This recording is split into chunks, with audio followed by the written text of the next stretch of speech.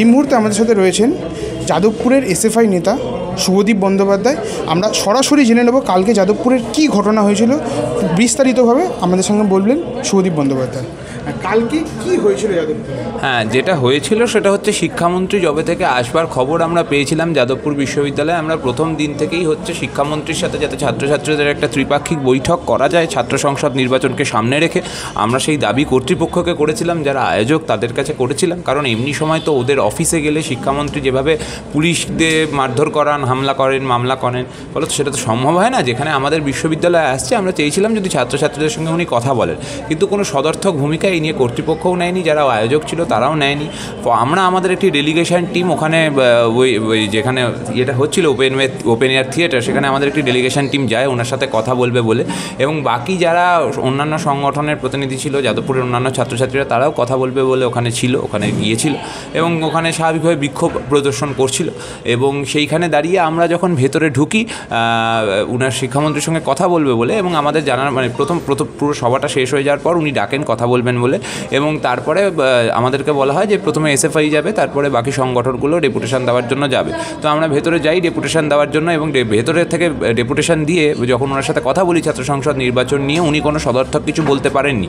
উনি বলেছেন উনি নাকি চান, কিন্তু মুখ্যমন্ত্রী পারমিশন না দিলে নির্বাচন করানো সম্ভব নয়, ফলত ওনাকে মুখ্যমন্ত্রীর সঙ্গে কথা বলতে হবে। তারপরে আমরা যখন ওনার সঙ্গে কথা বলে বেরিয়ে আসি, বেরিয়ে এসে আমরা দেখতে পাই যে বাকি যে সংগঠনগুলি আছে সেই সংগঠনগুলির ওপর অলরেডি তৃণমূলের গুন্ডারা চড়াও হয়েছে, মারধর করছে।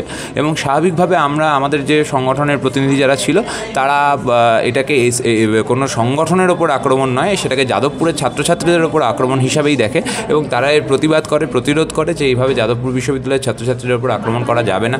এই ঘটনা ঘটতে ঘটতেই শিক্ষামন্ত্রী বেরিয়ে আসেন এবং ওনার গাড়ির মধ্যে উঠে পড়েন।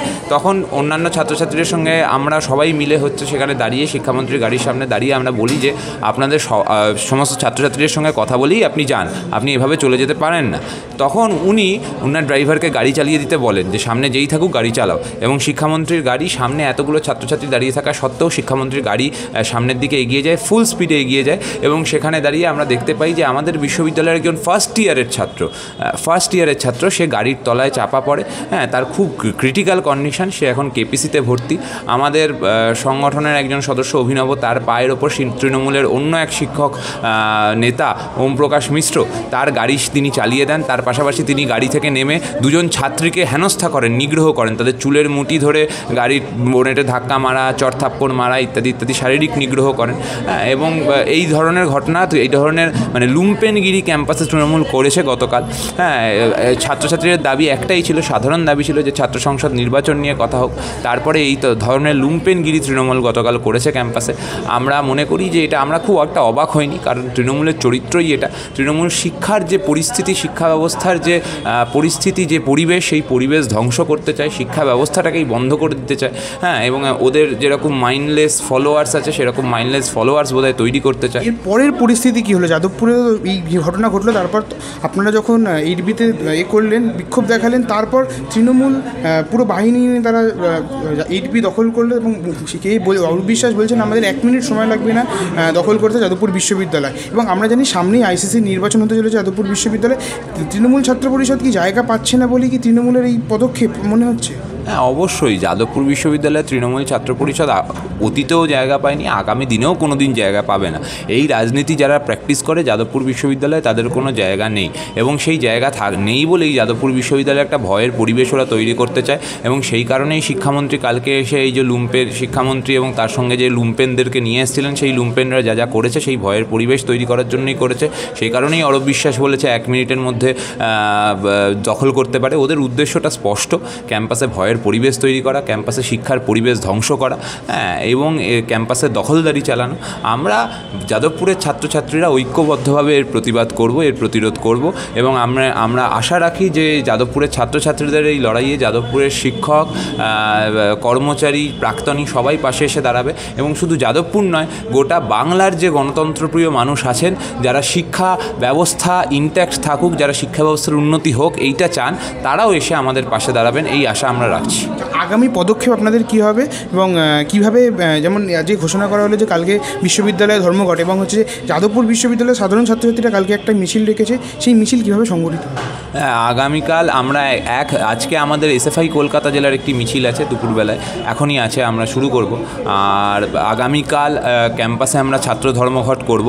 শুধু ক্যাম্পাসে যারা পরীক্ষা আছে যাদের, তারা পরীক্ষা দিতে আসবে, বাকি কেউ কালকে ক্যাম্পাসে অন্য কোনো কিছু করতে আমরা দেবো না। কালকে ক্যাম্পাসে ছাত্র ধর্মঘট চলবে। তার পাশাপাশি কালকে বিকেলবেলায় খেলার মাঠ, যে যাদবপুর বিশ্ববিদ্যালয়ের খেলার মাঠ, তার সামনে থেকে যাদবপুর বিশ্ববিদ্যালয়ের ছাত্রছাত্রীরা একটা মহা মিছিলের ডাক দিয়েছে, আহ্বান করেছে।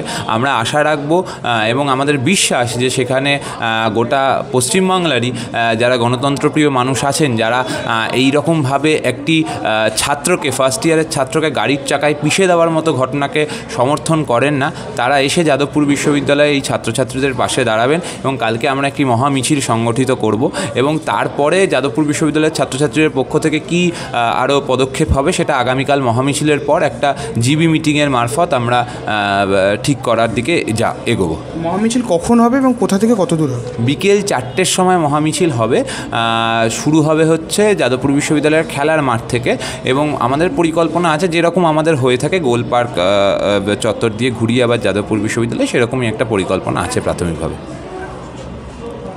এই ভিডিওটিকে লাইক করুন, আপনার গুরুত্বপূর্ণ মতামত কমেন্টের মাধ্যমে আমাদের জানান এবং আমাদের চ্যানেলের ভিডিও সবার আগে দেখার জন্য ইউটিউবে গণশক্তিকে সাবস্ক্রাইব করুন, ফেসবুকে ফলো করুন এবং শেয়ার করুন আপনার পরিচিতদের মধ্যে।